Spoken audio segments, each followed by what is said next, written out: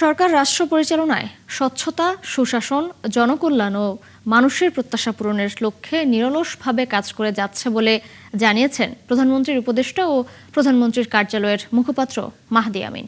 সোমবার এক সংবাদ সম্মেলনে তিনি একথা বলেন। মাহদি আমিন বলেন, সরকার প্রমাণ করেছে যে রাজনৈতিক অঙ্গীকার ও কার্যকর ব্যবস্থাপনা থাকলে সংকটের মধ্যেও শৃঙ্খলা ও আস্থা ফিরিয়ে আনা সম্ভব। তিনি জানান, ঈদুল আজহায় সরকার নির্বিঘ্ন ঈদযাত্রা নিশ্চিত করা, শ্রমিকদের বেতন ভাতা পরিশোধ, দেশের পশুর বাজার সুরক্ষা সহ 10টি গণমুখী বিষয়ে গুরুত্ব দিয়েছে।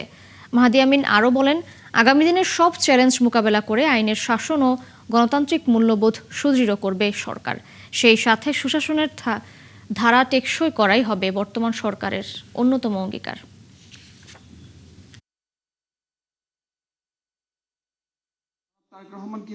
গণমুখী রাজনীতি যে ঐতিহ্য বিএনপি বহু দশক ধরে লালন করে আসছে, মাননীয় প্রধানমন্ত্রী জনাব তারেক রহমানের সুস্পষ্ট নির্দেশনা মোতাবেক কোথাও কোনো সরকারি কর্মকর্তা কর্মচারীকে অনুষ্ঠানে উপস্থিত হতে বলা হয়নি।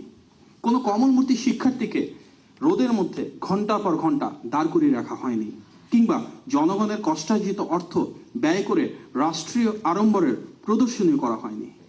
ফ্যাসিবাদের যে ধারাবাহিকতা, তার বিপরীতে দাঁড়িয়ে আমরা নিশ্চিত করেছি দলের নেতাকর্মী, সমর্থক এবং সাধারণ মানুষের আবেগতাড়িত অংশগ্রহণ, ভালোবাসা এবং শ্রদ্ধাই দেশব্যাপী বিএনপির এই রাজনৈতিক কর্মসূচিকে সার্থক ও অর্থবহ করেছে।